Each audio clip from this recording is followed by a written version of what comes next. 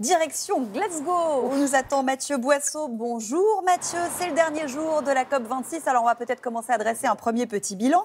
Ce sommet pour le climat est-il une réussite ou un échec ?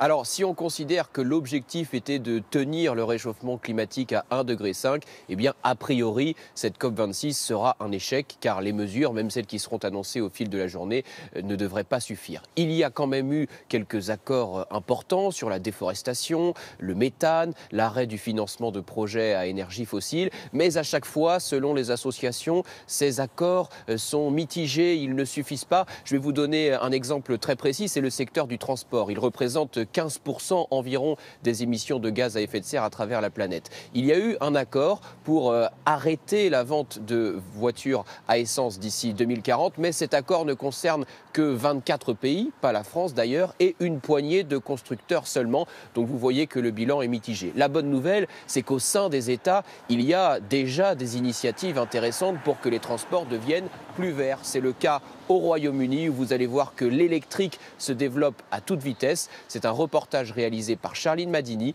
et Maëlys Septembre. Un petit vol pour l'homme, mais un grand pas pour l'avenir énergétique du Royaume-Uni. Cet avion conçu par Rolls-Royce est entièrement alimenté par des batteries électriques. Pour le moment, un prototype seulement destiné à battre un record de vitesse. Cette technologie est développée depuis 3 ans. À l'avant, nous avons 3 moteurs électriques de 500 chevaux chacun. Puis nous avons une grande batterie à l'intérieur de cette boîte noire. Elle contient un peu plus de 6000 petites batteries cylindriques. Le groupe aéronautique espère commercialiser de petits avions électriques d'ici 2025.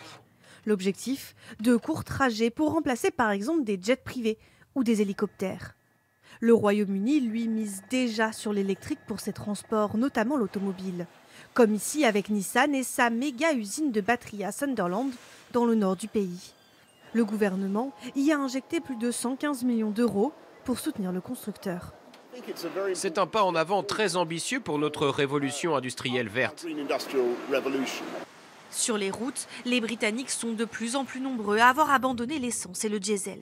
En un an, les ventes de voitures électriques ont augmenté de 50%.